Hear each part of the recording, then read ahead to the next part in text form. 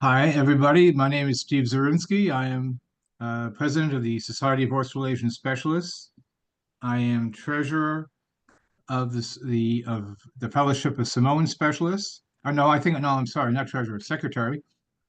And I am a member of the Pacific Island Study Circle, the Revenue Society of Great Britain, and also the Revenue Society of the United States, all of which uh, pertain to tonight's discussion. And uh, it's Paul, you didn't send me any bump to Apologies. I've been working today, unfortunately. that's all right. He'll have to introduce himself properly. But what I find interesting about what's happening here is even though these stamps are old, a lot of this research is brand new. And I find the intriguing part is that it's how you can suss out the material. It's not as if we can walk into the post office and say, "Hey, let me buy a 100-pound stamp from 1935." It doesn't quite work that way. And first, you have to know. First, you have to identify what actually exists because there's no catalog, and the catalogs will be written based upon the research that's being done by Paul. And to me, it goes very much to the essence of collecting and understanding what it's all about. Anyway, so without trying to be too long-winded, which I'm not very good at, I'm going to turn it over to Paul now. And Paul, do introduce yourself because I'll make you the president of the Royal or something like that, and mess up. No. So I started seriously collecting New Zealand stamps in 2010 when I joined the New Zealand Society of Great Britain. And until that point, I'd been a stamp collector. I was just collecting one of each and sticking it in an album, basically. And I walked through the doors of the Great New Zealand Society of Great Britain to find frames of stamps and all different colours and perforations and all sorts of stuff. And I thought that was wonderful. So I joined, and the president said to me, he said, "That's great that you're joining." He said, "I see you've got one revenue stamp." And I said, "Well, what's that?" He said, "It's that one there." And I said, "Oh, that's all right." He said, "Well, if you specialise in revenue stamps, nobody else collects them in the New Zealand Society of Great Britain, so you'll be a specialist before you know it." So I thought that was good. And then 6 months later, he showed me his collection he'd been trying to sell for about 2 or 3 years, basically. So that started me off on collecting revenue stamps. So I've only been collecting revenue stamps for about 14 years, seriously. Focusing on New Zealand. And of course, with New Zealand, you have the island territories. So Samoa, Cook Islands, Niue, etc. were part of that. I'm a member of, well, I'm a treasurer of the New Zealand Society of Great Britain now. And I'm a member of the Royal in London, and the Revenue Society and FOSS. And I found those sort of memberships give me great access to people, information, etc. But what I want to talk about really is the research that I've been doing over the last sort of 8 or 9 years into printing records, archives, trying to find mysteries and things that, are difficult to find and really unearth it by looking at it some detail. So I started with New Zealand and I found some little interesting mysteries there and quickly got on to Samoa, and that's what I want to talk about today. So I'm going to share a presentation if I can. Sharing is not turned on is the message I've got here, Steve. I don't know if that's still... It should be now. Yeah. Sorry about that. So that's it. And just for everybody's knowledge, that I forgot to mention the Royal Society of New Zealand and Great Britain, of which I'm also a member, but that this is a meeting for them as well. And this is, I believe, the first Zoom meeting that FOSS has ever had. So welcome to all FOSS members. Right now. So I'm trying to share something. Can you see that presentation there?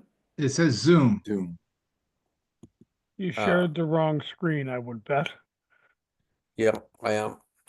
I'm going to stop sharing and try again. Right.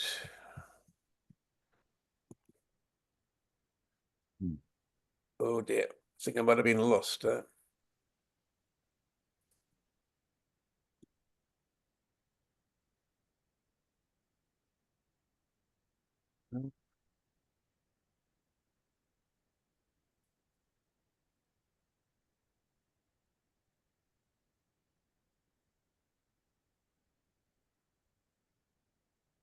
Sorry, Steve. I think I've lost my ability to share the one I want to share. We did practice it last night and it did seem to work, but Hold in on his screen and then hit share so that it's there. Is it open on your screen? yeah. Oh, and then hit share Can you press share now? and then select that Then select it. and then Maybe that select works. it and hit share. Then hit share again. It's saying uploading, please wait patiently. 100%. No, 80%.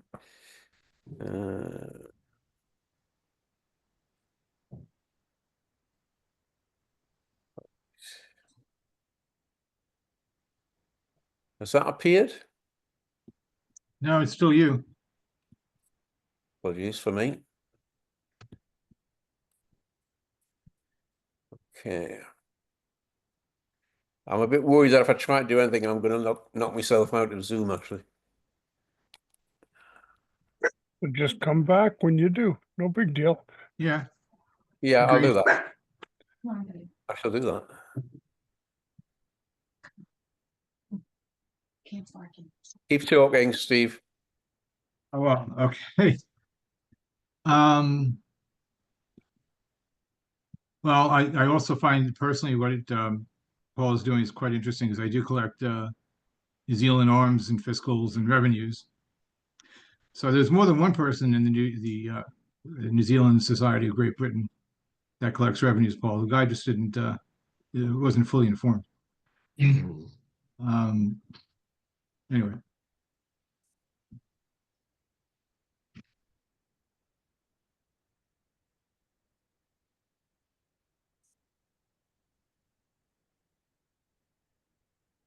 Well, one of the reasons, I guess we're waiting for as we're waiting for Paul. One of the interesting things that makes these stamps so uncommon is that the government viewed it was very serious about restricting their use to anybody except those who actually needed it. So if you were found with these stamps, I think it was a 1921 Gazette of Samoa said that you faced a prison sentence of up to 6 months in behind bars. So uh, this stuff did not go anywhere. That stayed right exactly where they wanted it.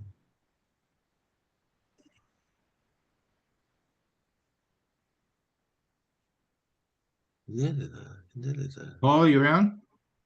I'm here, but Nearly there. I'm trying to share. I just can't find the presentation on the options that I've got. Is it in the bottom of the screen? Oh, yes, it Possibly. is. Yeah, it is. I've got too many things open. That's what I've got. There There. we go. There we go. There we are. Stop screwing around. You got it. Okay. Ha, David. Well, when Fair it enough. works, just keep your hands off the keyboard and just do the show. Okay, okay. Right. So, just looking at New Zealand, first of all, there's lots of stories about a 75-pound Queen Victoria long type that people had seen it, but no evidence of information about it. So, I Can did you some make it full screen, Paul? It's not all on the screen. Email it to you usually.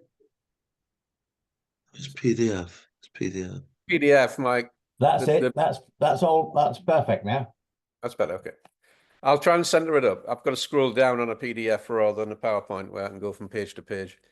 Can you make it larger? I mean, like, so it can take over the whole screen? Or not? Sorry. It's whole screen for me, but Maybe it's something I'm doing on my end. If you what's take it look out like from your side, Steve? You check out the side panel of people, then it will go full screen. Yeah, that's what I'm thinking. That's Okay, so fine. go ahead. Yeah. So looking at the printing records, I was able to identify that there was no real evidence that it had ever been printed, and actually plenty of evidence that it hadn't been printed.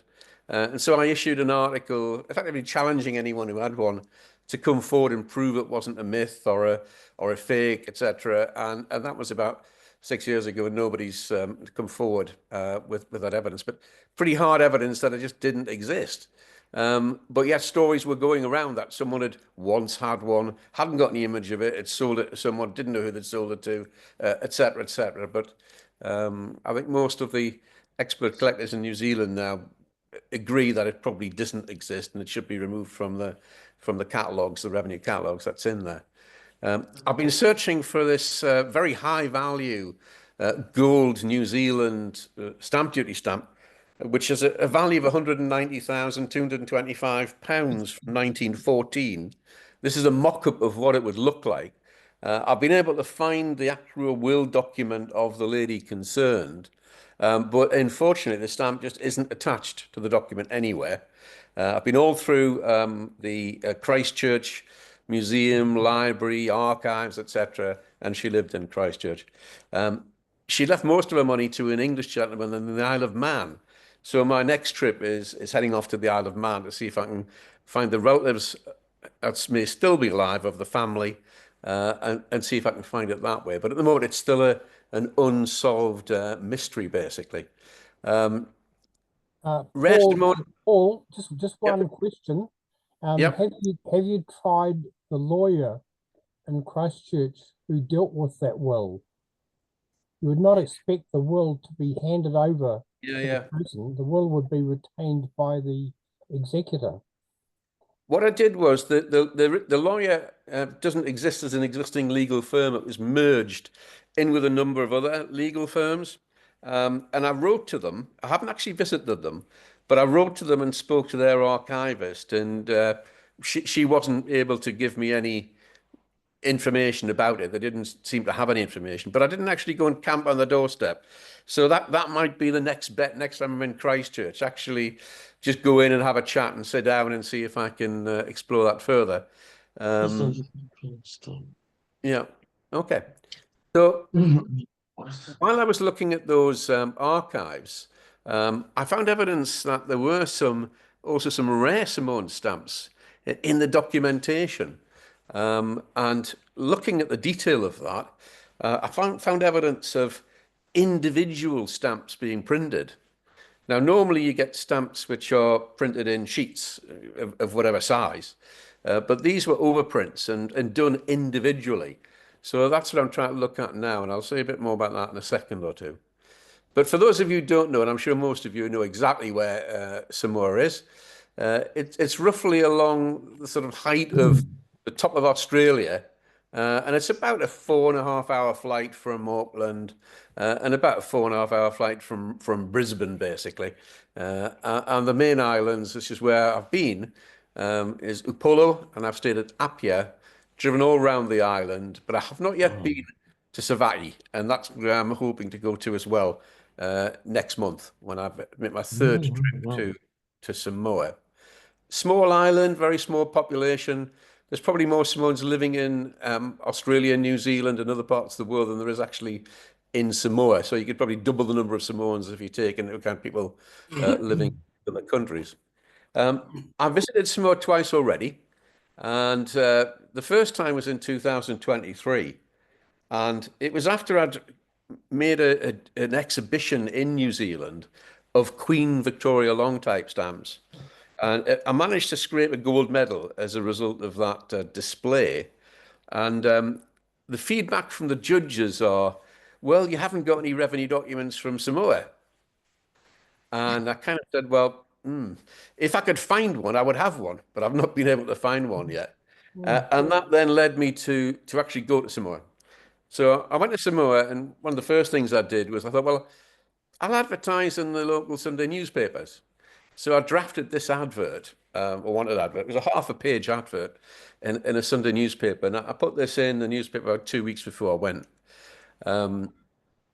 I stayed in a hotel and I made contact with the Supreme Court judge from Samoa and some of the senior officials in the Treasury and other departments as a way of trying to get access to information.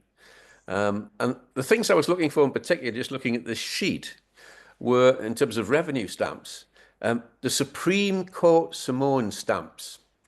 And I was able to buy a proof of this impress stamp about 4 years ago. It's the red proof on the left-hand side at the top there.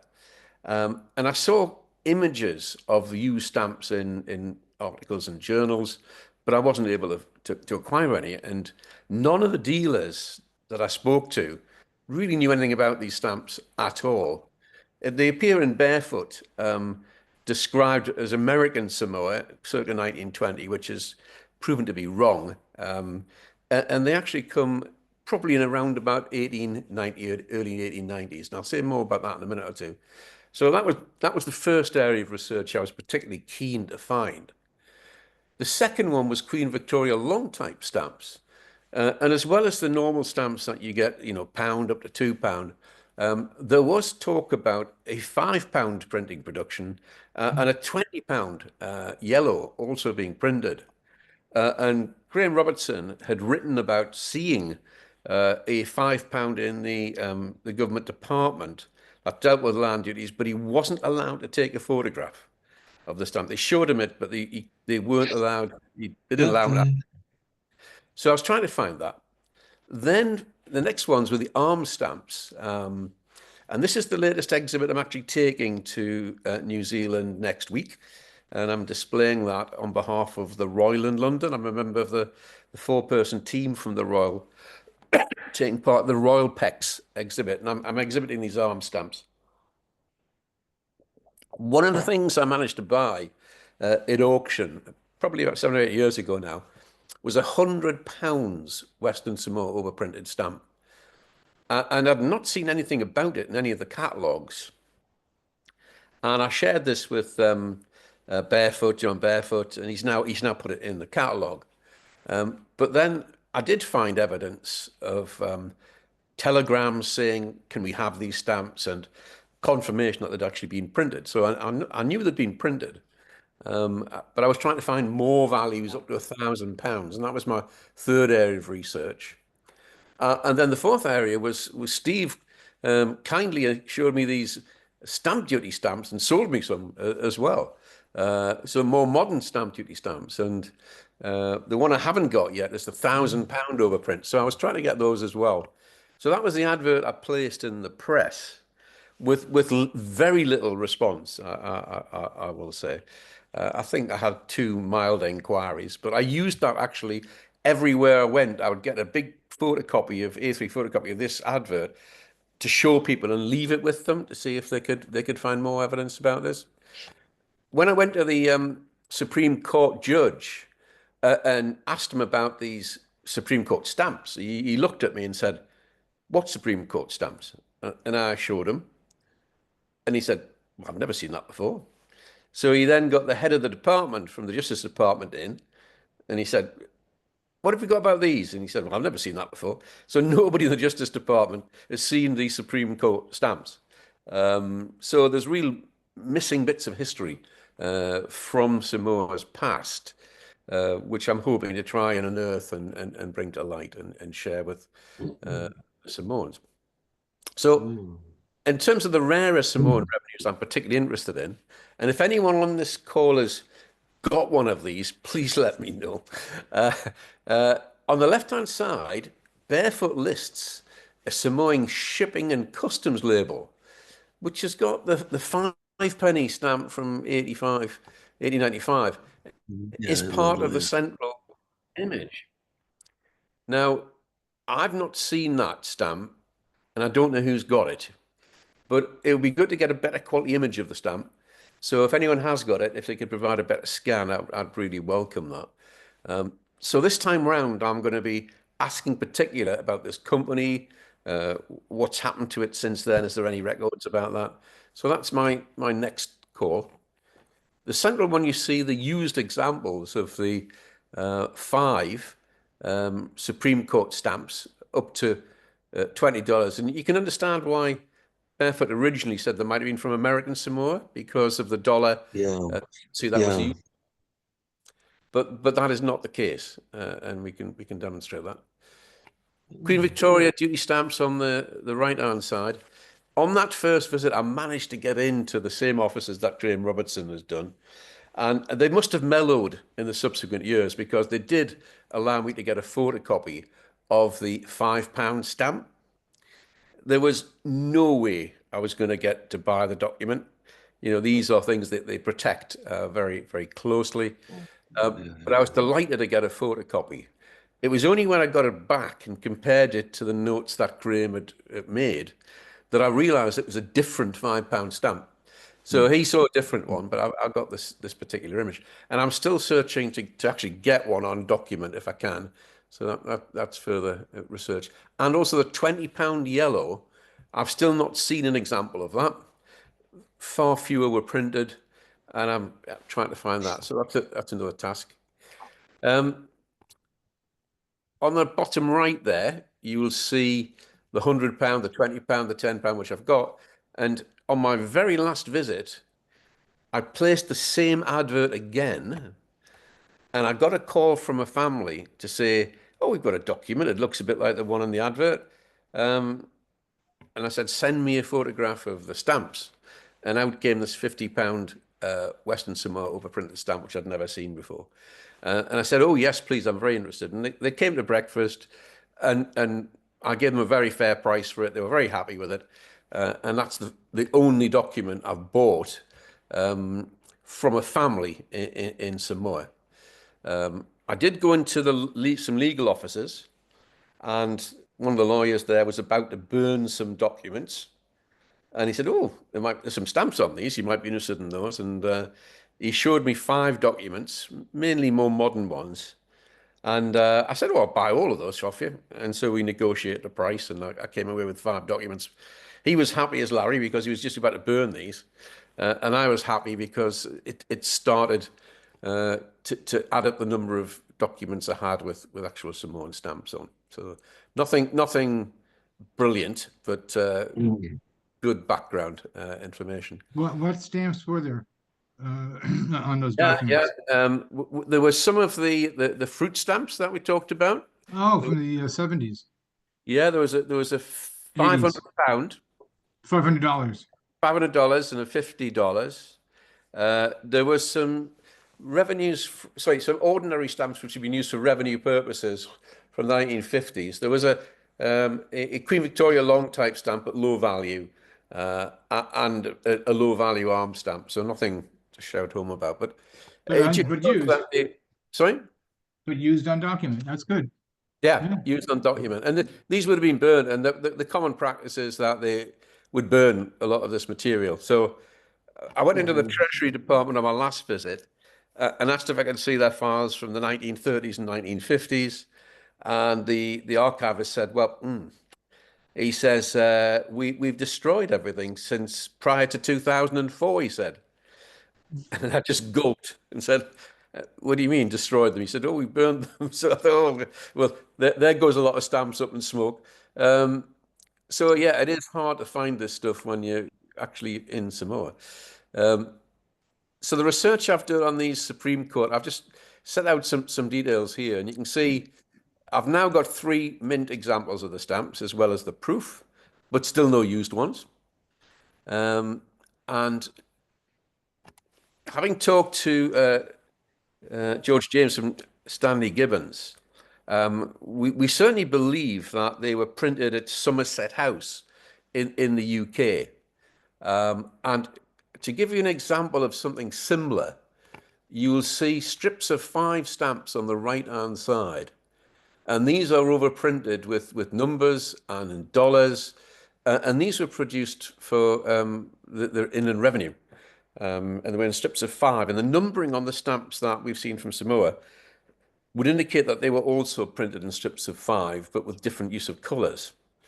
So I've tried hard to get the records from Somerset House and Inland Revenue, which are generally held in the British Library. But having gone through it with the guys in the British Library, we just can't find this particular printing. So more work to be done there. And I have to go back for several days. Similar stamps, the consular office stamps on the right, I think I've seen from Solomon Islands. Yes, indeed. And you can see they've got the dollar, quarter dollars. These are specimens. So they were printed for Hong Kong, a range of different British colonies in dollars, American dollars. This is the Supreme Court judge I met, and I've used him really to give me introductions to a range of government officials. He's an absolutely gorgeous guy, and his wife as well. So we've built up a good friendship. I'll be on my next visit. And I think it's all about making friends with people. And if you make friends with people and explain what you're trying to do, the positivity of it, filling gaps in history, etc., you've got a better chance of getting some cooperation from them. And in my professional capacity, I was a city treasurer of a big council in Newcastle and dealt with revenues in terms of taxes and stuff like that. So I used my background a bit as a way in. So what I did find is that these Supreme Court stamps actually came out of the Treaty of Berlin in 1889. And it's a really interesting story. The three big powers, America, Germany, Britain, were about to go to war with each other over Samoa. It was called the Samoan Crisis. And there were warships, American warships, German warships, and one British warship in the harbour at Apia. And tensions were building. And it looked as though it could have been what might have been the First World War, who knows? But it got really, really, really serious. And a few days before things really kicked off, there was actually a hurricane. And the hurricane smashed the warships to pieces on the rocky shores of Samoa. And the only ship to survive was the British ship, the HMS Calliope. And there's a picture at the top left there.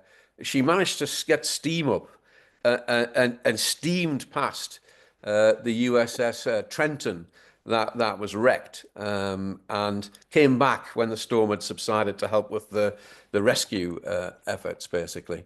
And as a result of that, the three powers were having a treaty in Berlin in 1889, and they decided to peacefully resolve the issue, given the loss of life that had occurred.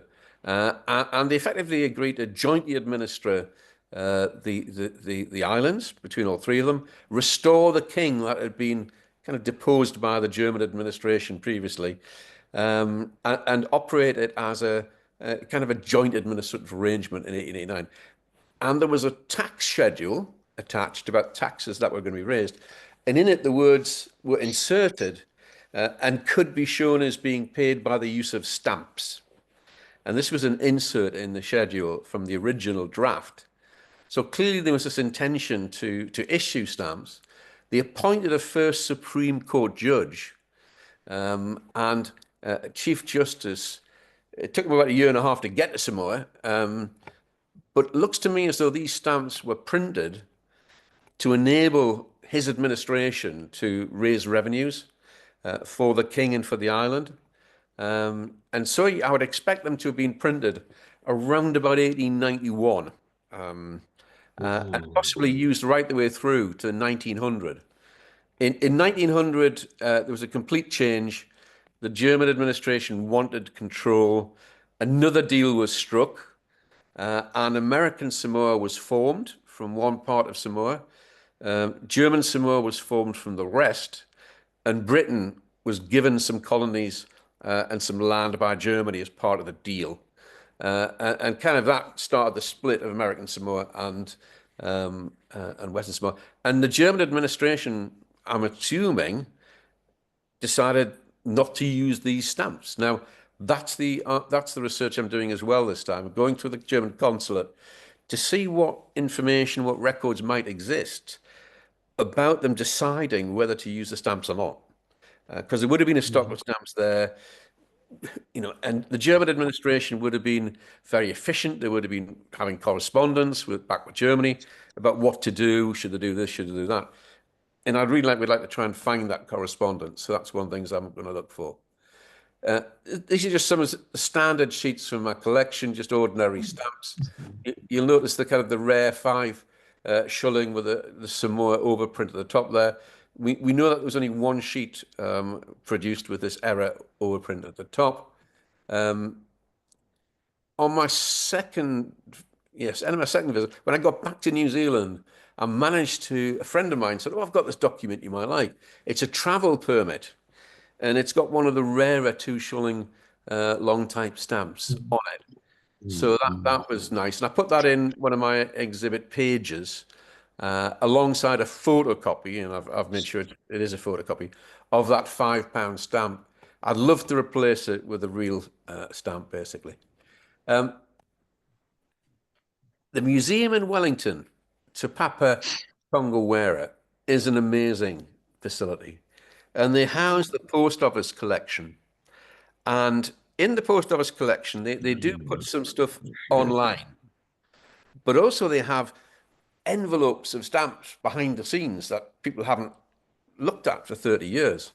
So I asked them about the Samoan stamps, and at the time, Patrick Brownsey was still alive, and he went away and he brought out these envelopes, and we opened the first one, and out came this £1 sheet of Samoan stamps, which was brilliant. I thought that was excellent. And then when we looked, there was several sheets of complete Samoan stamps with some bits and pieces. And then he went and got another value, got another value, got another value.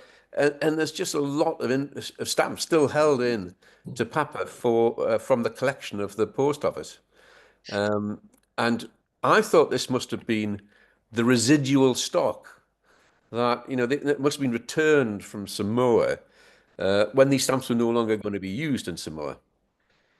But I was able to check out the sheet numbers and found, in fact, that these were some of the earliest issues. So why they were still being held in Wellington and haven't been sent over to Samoa, I just have no idea. But they're not the more modern ones. They are the very first printings. So that's quite interesting. So I've done a range of articles in the Samoa Express about all of these sheets. I was able to get good quality scans, which you can use for positioning of floors and things like that. And I was able to do a survey of how many sheets actually were in the museum. And what you can see there is that we effectively got 17 sheets of the 2 shilling value, Wow. 20 sheets of the £1 value, some odds and sods, but over 1,000 stamps of each value just sitting in Te Papa. And when you combine that with information about stamps printed, stamps destroyed, and these stamps still held, it's an important part of the understanding about how many stamps are actually used properly. But these are in gorgeous condition. I think the last time the envelope had been opened, it looked like 1997, something like that. So these are not things that were looked at very often, and are sitting there. It's just surplus. It seems to me that those stamps were sent or kept in New Zealand and never made it to Samoa. Yep. And so they wanted to keep roughly 1,000, 1,200, because if it was stuff that was sent to Samoa and then was sent back as the residuals, you'd have some values that have to be much lower quantity. 2 shilling is probably used a lot, so they probably send back a lot less of that than they would of the pounder or some such thing like that. So my thinking is, my feeling is it would be stock that would have been held by New Zealand on behalf of Samoa in case they needed it at some point in the future. I think there's something to that, Steve. I think there is a mixture as we go through later on some of the later issues. So some of the later issues do look as though they've been in Samoa. They're quite climate affected. Yeah. Remember, they aren't Samoan stamps, are they? Because it was New Zealand administration, so they That's were never correct. Samoa's stamps, were they? They were New Zealand Yeah, administration, and they were overprinted Samoa, and effectively they became Samoan stamps. The New Zealand government were also printing stamps for Samoa, which were used for postal purposes. So the newer stamps tend to be the postage stamps, but these were postal fiscal stamps, and all they did was take the postal fiscal stamps and put overprints over the top of them. and that was an easier way of doing it. They didn't want to redesign plates or anything like that for high values. So it was simple enough to just to use this Single printing stamps as well. approach. Yeah, and cheaper. The government printer in New Zealand didn't like to spend a lot of money on new plates, so if they could use overprints, it was a good idea. What was also important is in Te Papa, they have these correspondence files with Samoa. All Yeah. stuff's in there. And we get examples of, can you send this stamp, that stamp? And then there's evidence that they actually did do the printing. And this was the most fascinating one that I found, actually. So this is 1937, July 1937. It's a request for 2 stamps, one £20, one £50 stamp. And, you know, because of the date 1937, I automatically assumed that these would have been printed on the arms type stamps, which came in 1931. Yeah. But I checked over the printing records. And when I looked in the printing records, and New Zealand have got very good printing records, very accurate. And in the printing records for 1937, it actually shows that, yes, one of each was printed. But when I looked at the actual narration, it's got Queen Victoria Long up to Western Samoa. Now, and again, it confirms it, Queen's Head. So these are not the arm stamps. These are the earlier Queen Victoria stamps. The government printer must have still had an unused £20 and an unused £50 line around because they weren't demonetized till 1940. And he's just used those 2 old stamps and stuck Western Samoa as an overprint on them. Now, these are the only 2 that I found in terms of records. Queen Victoria long type stamps with a Western Samoa overprint. All the others were Samoa. So first of all, it's got a different overprint. But secondly, these are unique stamps. These are single stamps sent out late, 1937. Very late. So they must be among the rarest stamps in the world. That's what the original stamps would have looked like. And then you put a Western Samoa overprint, and that's what I'm looking for. That's when I went to the Treasury and asked to see if I could see their files for 1937, and they just said, oh, everything's been burnt. So I thought my luck was out, but I've got some more avenues to explore, and I'll come back that second too. So the Samoan arm stamps are, again, something I'm looking for. I've talked already about the £100. Again, in Te Papa, I found examples of these, and this time there were 13 sheets of each of the values. And some of them had the tops and the bottoms of the sheet taken off, and I didn't understand why. It just meant I couldn't see the sheet numbers, which was a bit annoying. And then I was looking for examples of what evidence was it that my £100 stamp had actually been printed. And here's a telegram dated the 15th of August 1951 from Samoa. It says, please airmail urgently revenue stamps. And it says 1 at £400, 10 at £250, 40 at £100, and 40 at £50. So this was when my £100 stamp was printed and sent out to Samoa. But also there was one £400 stamp. Again, one of the rarest stamps in the world. And others at £50. And I found one of the £50 later on. So it's one of 40 that was sent out. But in fact, it's one of 50. And I'll tell you why in a second or two. But note the date, the 15th of August. In the printing records, on August the 16th, one day after the telegraph arrived, the government printer printed them. So these were tracked as an urgent rush job by the government when they received this telegram. You know, having them printed the day after the telegram arrived, I think is amazing. And because there were no £250 stamps, they couldn't overprint a £250 stamp. So instead they overprinted 10 £200 and an extra 10 £50. But it confirms that one £400 stamp was printed and then sent.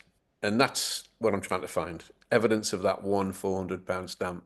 Yeah, Uh, you wonder how they printed one stamp. So I mean, you have a whole sheet, Yeah. kind of broken up already because some of the stamps are already gone, right, for the use. Yeah.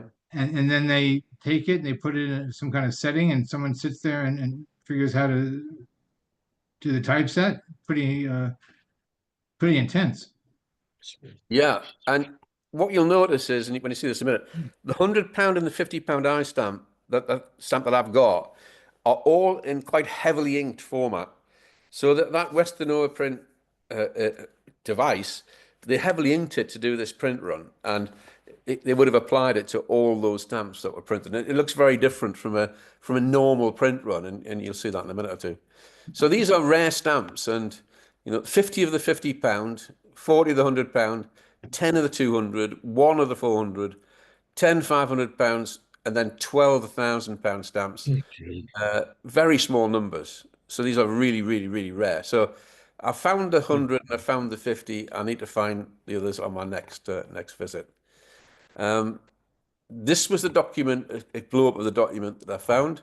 And what you can see is that the £20 has got the more standard overprint in terms of the crispness of the inking. But if you look on the £50 on the left, it is more blotchy, basically. It's got more ink on the impression.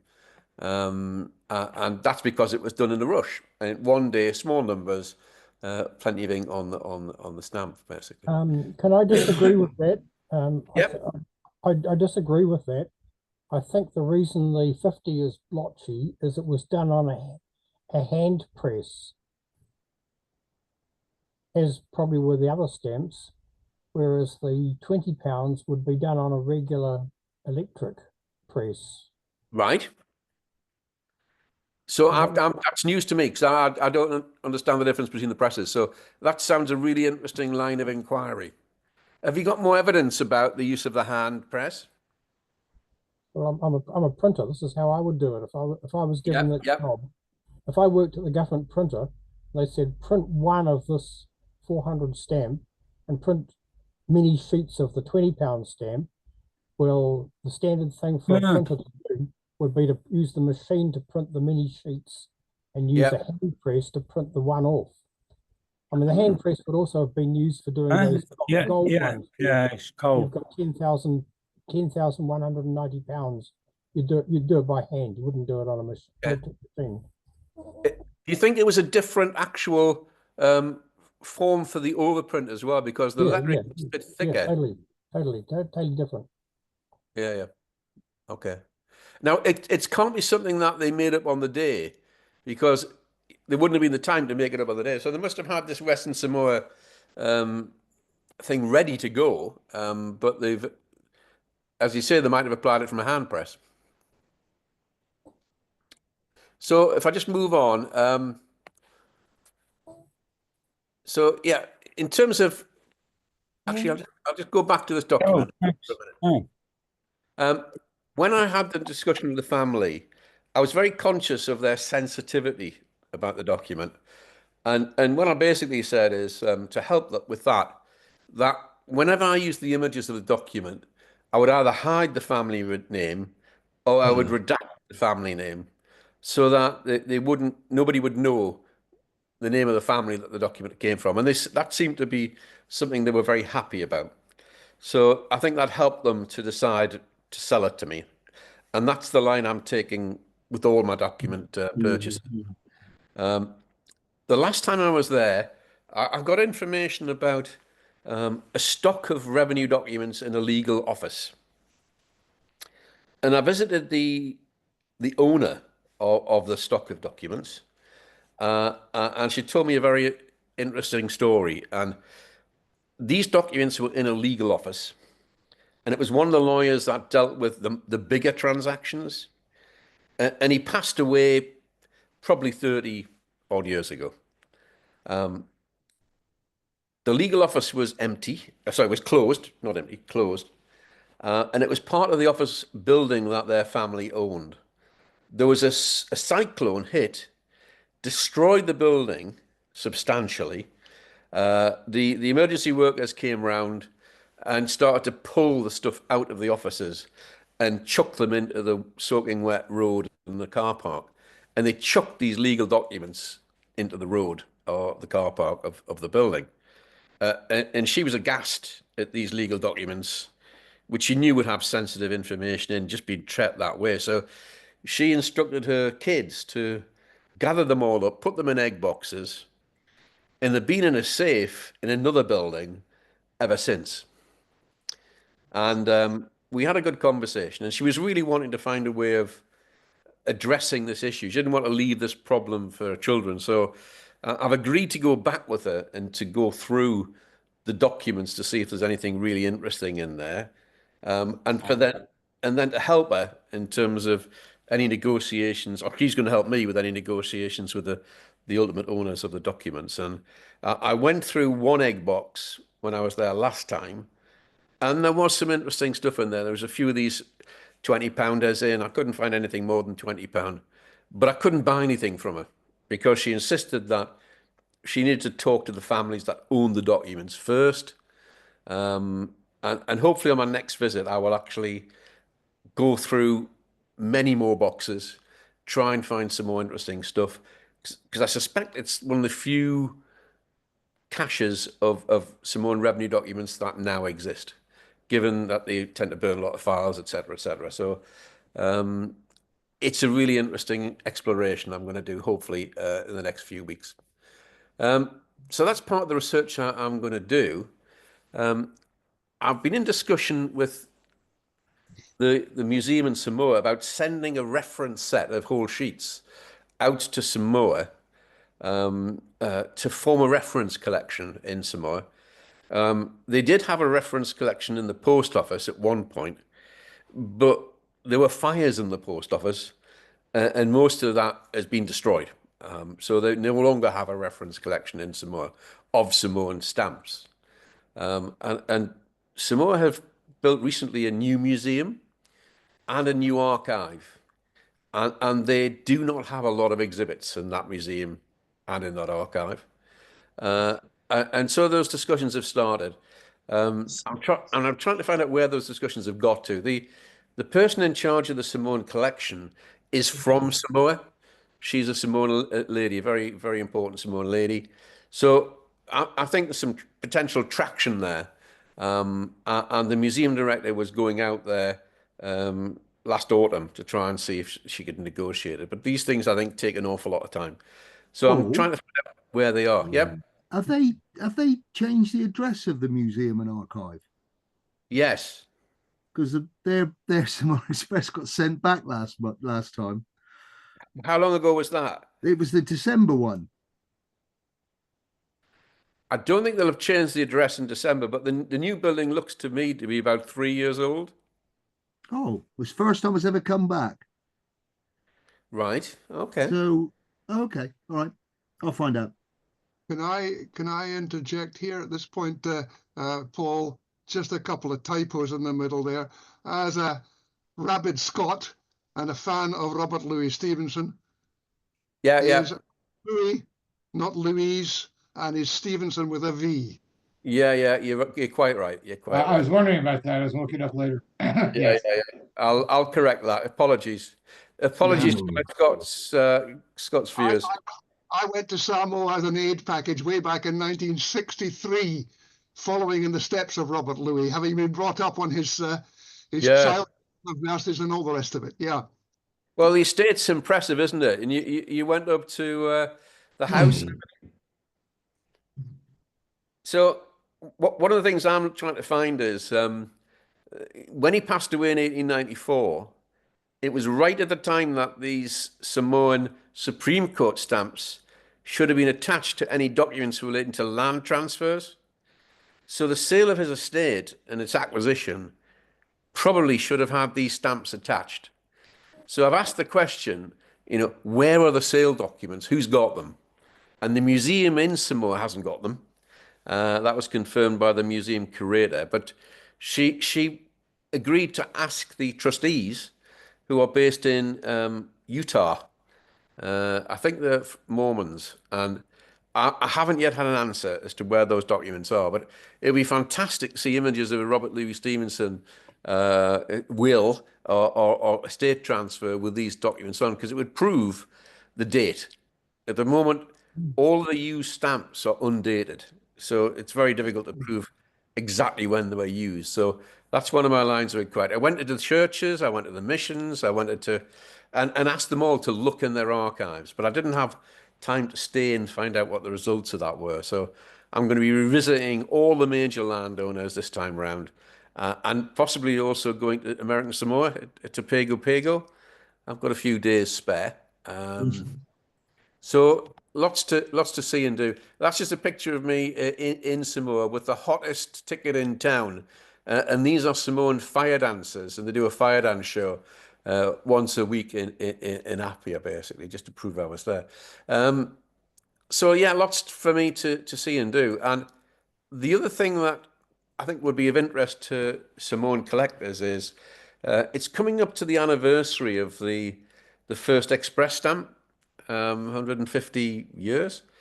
So is there a case for saying, and making a suggestion that there should be some form of exhibit in Samoa of stamps over the ages, starting from the express stamps right the way through to the modern day? Because the one thing I found is wherever I went, there was almost no visibility of stamps in Samoa. The kids didn't see them, didn't know about them.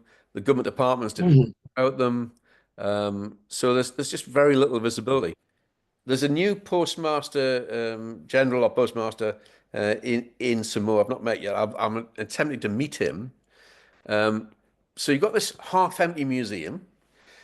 You've got the current post office, which got lots of blank walls, which could easily have images up and try to tell the story about the history. But the question is, do they really want to know history pre-independence? Yeah, Do they that's what I want? was thinking. You might want to tie it to the independence of Samoa rather than Yeah. being held as the concept of colonialism over there doesn't do well. Yeah, it doesn't. I mean, the Supreme Court stamps might be better because it was pre the split between Americans and Samoa when the king was actually the ruler. So that initial thing might be have a bit more traction. And what I'm going to tease out is when I talk to my Supreme Court judge colleague, I'm going to try and understand these sensitivities a bit better and take them into account.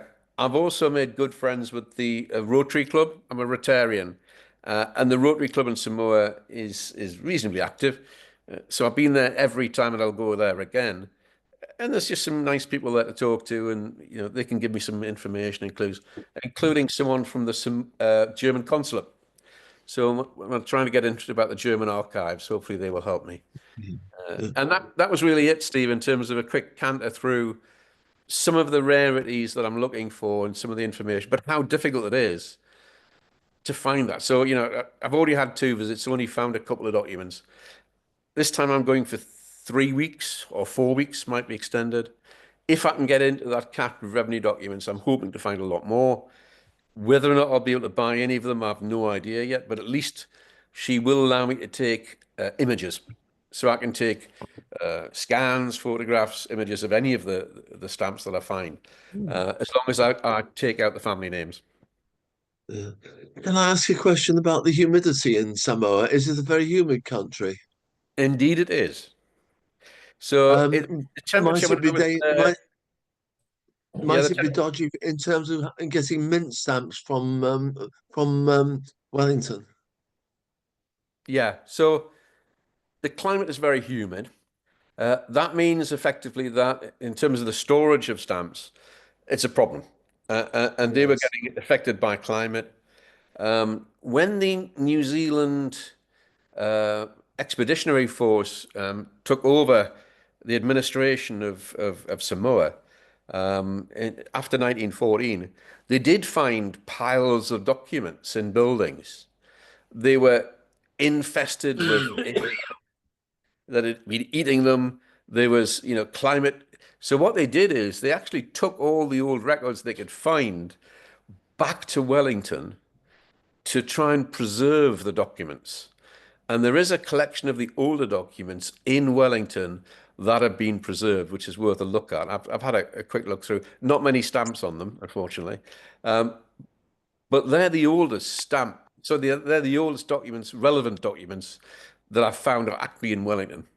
Is that is that at T Well, Parker? I know that you're talking about insect damage. I know that when they got all the stuff out of the cellars at Jamestown in Saint Helena, they sent special boxes out from Britain to store the stuff that they'd found there because there'd been so much damage. Yeah. Well, in the egg box that came out of the safe, I was, as I went down through the box, most of the edges were no longer square or straight. And it was only when I got to the bottom that this massive crushed cockroach appeared at the bottom. He'd obviously been feeding on these documents when he was trapped in this box. And so that's just one example of a bit of infestation. But yeah, anyway. So humidity-wise, it's very, very humid. I think it's my third day in Samoa. I'd been to a couple of government departments. I was feeling incredibly hot. I was drinking loads of water. And I went into the McDonald's to get a drink with ice in. And before I knew it, I was on the floor. Just keeled over and I was flat on the floor. And this lovely lady helped me onto a seat. And it took me about an hour to be able to stand up. And that was heat. That was humidity and heat. Just affected me really, really badly. So on every other day, I was taking fans, I was taking hats, I was loads of liquids because it is quite humid. The rest of the people in the McDonald's restaurant probably thought I'd had too many beers or something like that. They probably didn't think it was about humidity, but I'd probably thought I was a bit of a drunken bum, basically. But who knows? So what I'm interested in is, first of all, has anybody seen any of the interesting stamps I'm talking about? If so, please let me know. I'd be really interested in getting scans of those. I know, Bruce, you see some interesting stuff over in New Zealand, and I think you'd thought you'd seen £1,000 arm stamp in Peter Fabricius's collection, but that hasn't yet emerged. Peter Fabricius's collection is now tied up in a probate war. Yeah. The Fabricius company, for those who don't know, was a very big trading firm up here, and Peter himself was a stamp collector. He had a very basic collection, but he's what you'd call probably a dilettante collector, because he just he had a ton of money and he randomly collected. Like probably everybody here in this discussion today is a what we'd call a serious collector. We would buy specific stamps we would want, whereas Peter was a random, almost beginning collector, but he had lots and lots and lots of really good stuff, most of which he totally didn't appreciate. For instance, one of the things that I was impressed with his collection, which he showed me one time when I was visiting his house, was lots of the cheap, low-value stamps of the 1921 Fale set, used on peace. And these were stamps that had been ripped off the inward mail to his firm, or his parents' firm in Apia. And so he had all these piles and piles of halfpenny and penny, and the yellow one, the tuppence, the Fale stamps, with postmarks on them of all the obscure little outlying villages around Samoa. And this was obviously totally what you'd call local usage, because it was all the people in the villages and the firms in the villages writing into this big store in Apia and placing orders for stuff. And as I say, nowadays it would all be texts or emails, but back then, mail was the way you did it. And so he or someone had ripped these stamps off the envelopes, and he had a pile of them. And I was totally amazed. And I said, "Look, you've got so many here, Peter. Could you spare me some?" And he said, "Oh, well, one day I will sort out some duplicates for you." But that day never happened. And then he died. And now his collection is all stuck in one of several big shipping containers, which his children are bickering about who gets the archives, and no one really cares because from their point of view, it's just paper and stuff. The important things are the gold and the silver and the artifacts, but no one really takes the paper seriously. So you mentioned, Paul, you'd like to talk with Peter's son, but as I say, I've talked to him a bit and said, "What's the status on this stuff?" And he says, "Oh, well, we don't know. It's all tied up in litigation and no one really cares." Yeah, you're kind enough, Bruce, to invite him to the meeting we had last time I was there at your house, and we did have a chat with him, and he did show us some stamps that were in an album, but I don't think it was part of this cache of stuff that was in a container, and it was interesting, but it didn't have anything earth-shatteringly different about it, and he seemed a nice guy. Yeah, he's a nice guy. Yeah. Yeah, yeah. Now, another thing I would like to suggest in regard to this search for revenue stamps specifically is, as far as I'm aware, the will remains in the possession of the lawyer. So talking to legal firms is probably a very good way of what you're doing. But one that strikes me particularly is one particular lawyer in Samoa was a guy called Gustav Klinkmuller. Prior to the Kiwi invasion in 1914, he was a lawyer employed by the German colonial government, and he had the job of government secretary. Mm-hmm. And he was also a philatelist, which is surprising in that climate. And after the Kiwi invasion, he was one of the few Germans who was retained on the payroll by the Kiwis.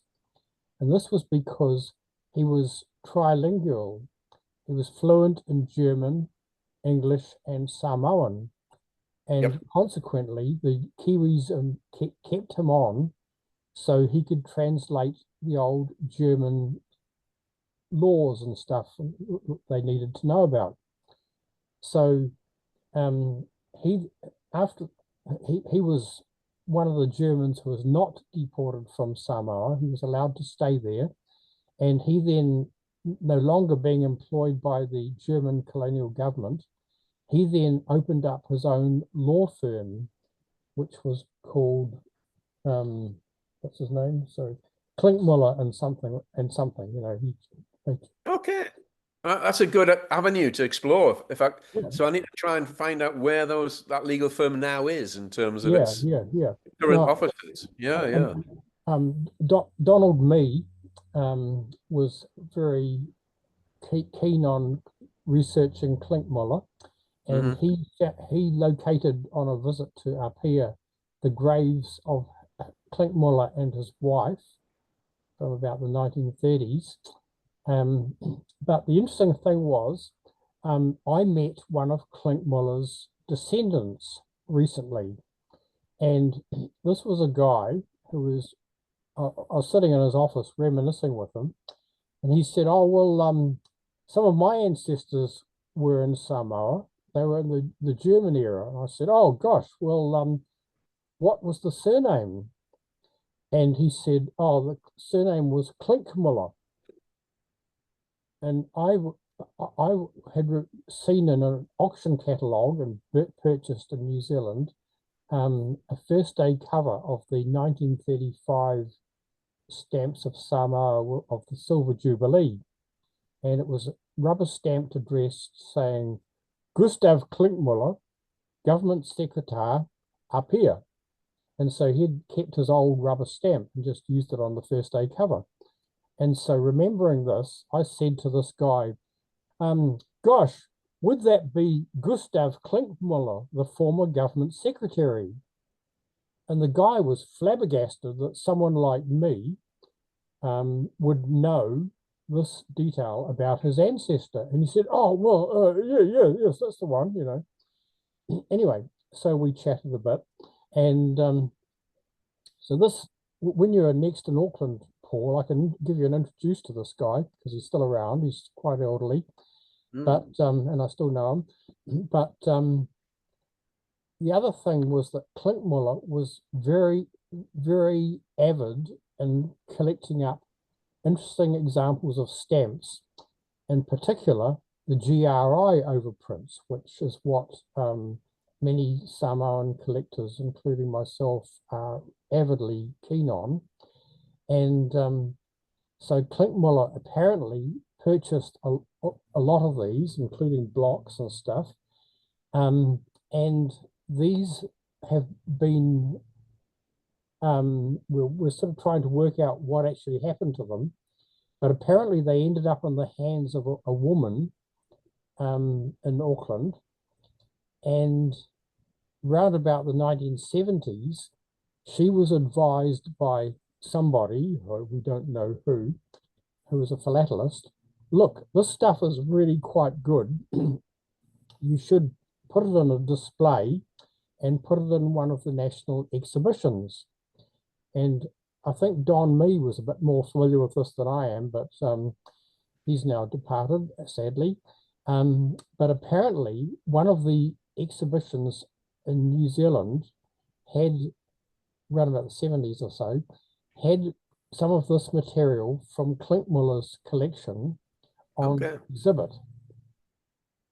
And we don't know what happened to it after that. Maybe a friend from the North Shore has still got it, or maybe someone else has got it, but it's dropped out of circulation. I'll try and touch base with you, Bruce, next time I'm there, in a month or so's time.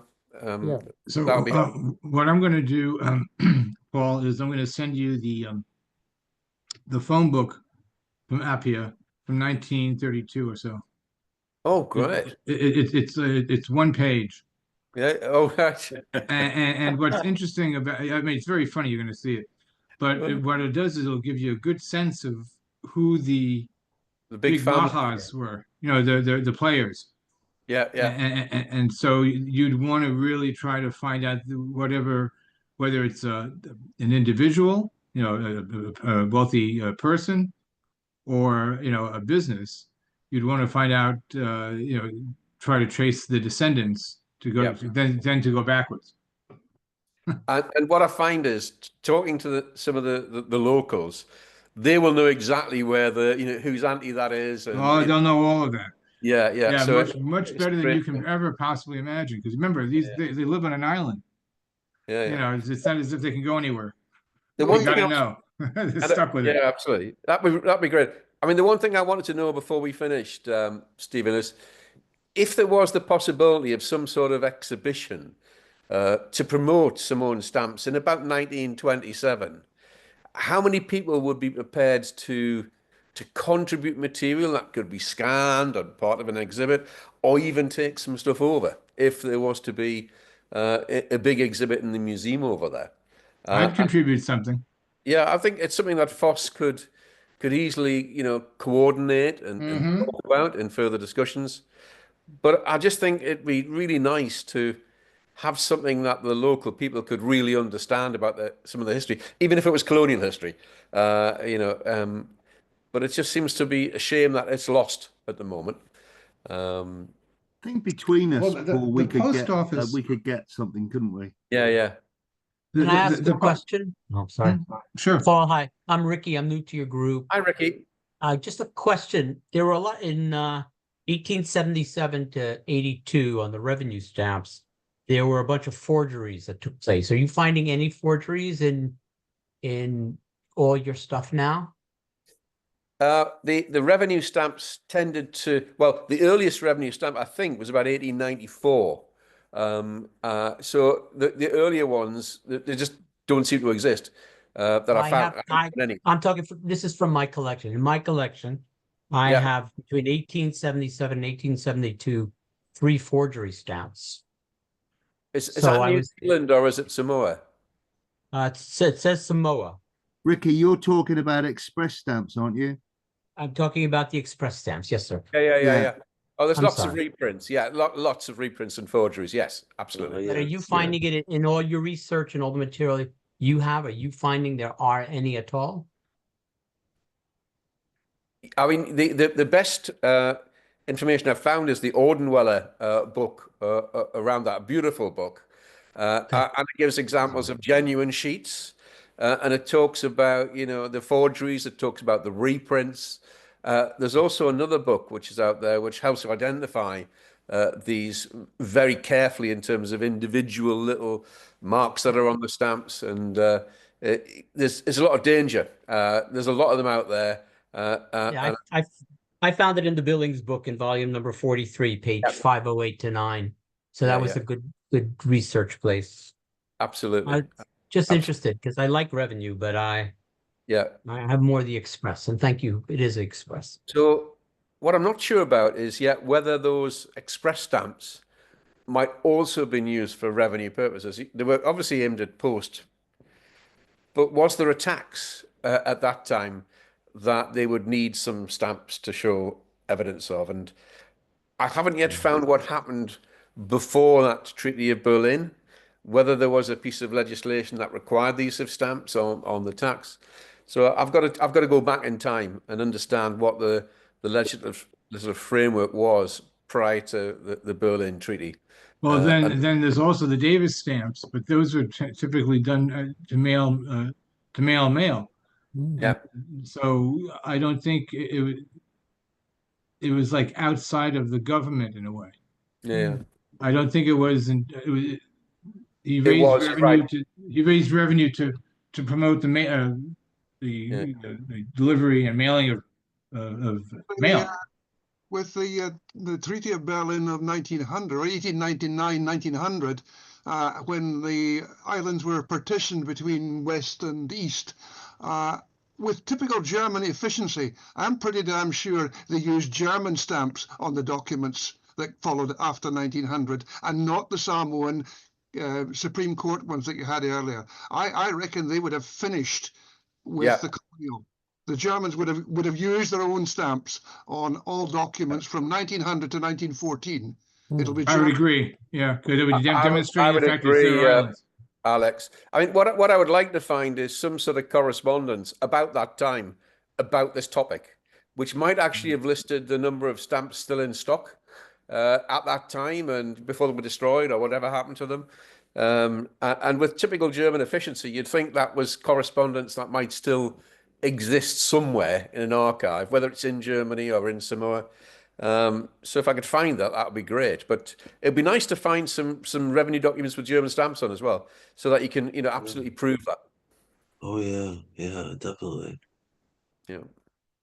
Well, it's 20 past midnight here in Aberdeen. 20 past midnight, my bedtime, so I'm going to have to. It's the same time in England, Alex. There's no time difference down here in Whitley Bay. Well, sorry we missed out in York last year. You had trouble with vermin, I think, in your old house. We were supposed to be in York last year, weren't we? Oh, were we? Yeah, the York Fair in July, and you. You had an issue at home. Oh yeah, I had well. There's lots of issues I had around that time. that house has been sold. It's a wonderful condition house. I'm now in a very, very smart apartment with a beautiful sea view. Yeah, good. Okay. I'm on the 4th floor, so there's no vermin. They can't get up the 4th floor. I'm going to leave him. I think we better go, Steve. It's okay. I want to thank everybody. I know a lot of the FOSS was here, so thank you, the fellowship, for attending. And the next presentation, I believe, is March 11th, if I'm not mistaken, on New Zealand Cinderella's for the First World War and the Second World War. Anyway, so with that, I want to thank everybody and keep stamping. Thank you. Thank you. Thanks, you. Steve. Bye, Bye. everyone. Bye. Bye. Bye-bye. Thanks Cheers. for seeing faces I haven't seen before. That was great. Thanks, Steve, for organising that. Well done. Okay, thanks everybody. Cheers. Bye.